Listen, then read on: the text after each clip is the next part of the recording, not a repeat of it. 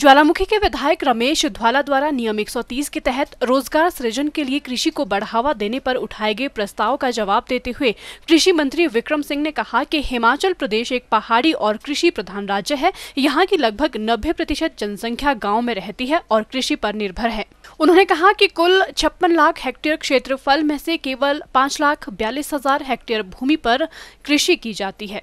उन्होंने कहा कि कृषि विभाग युवाओं का कृषि की तरफ घटता रुझान देखकर चिंतित है, इसलिए विभाग द्वारा नीति के अनुसार कृषि को बढ़ावा देने के लिए प्रदेश में कई योजनाएं लागू की गई हैं, जिनके क्रियान्वयन से प्रदेश के युवाओं का झुकाव कृषि की ओर बढ़ेगा और वे कृषि को अपने मुख्य व्यवसाय में शामिल कर सकेंगे। उन्होंने कहा कि जागरूकता शिविर लगाकर भी युवाओं को कृषि की तरफ प्रेरित किया जा रहा है।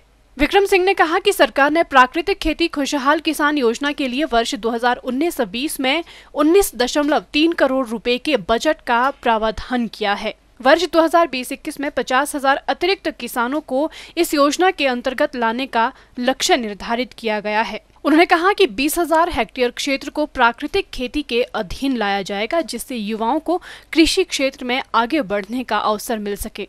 उन्होंने कहा कि विभाग द्वारा tractor, power tiller, power vendor कृषि उपकरण सुविधा केंद्रों के माध्यम से प्रदेश के बेरोजगार युवाओं को स्वरोजगार संपन्न बनाया जा रहा है। कृषि उपकरणों पर उनकी मांग व विभिन्न योजनाओं के अंतर्गत धन की उपलब्धता अनुसार 50% उपदान भी उपलब्ध करवाया जा रहा है। उन्होंने कहा कि कृषकों की मांग के अनुसार 40% उपदान पर कृषि उपकरण सुविधा केंद्र भी स्थापित करवाए जा रहे हैं।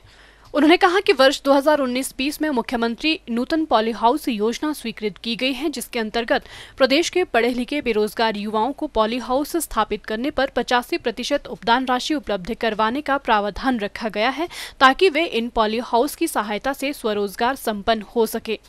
विक्रम सिंह ने कहा कि प्रदेश में बांस की पैदावार बढ़ाने के लिए भी काम किया जा रहा है। उन्होंने कहा कि प्राथमिक प्रोसेसिंग इकाइयों की स्थापना करना, बांस आधारित हस्तशिल्प के विपणन को बढ़ावा देने का भी कार्य किया जा रहा है, ताकि युवाओं को बांस से संबंधित क्षेत्र में रोजगार के अवसर उपलब्ध करवाए जा सके।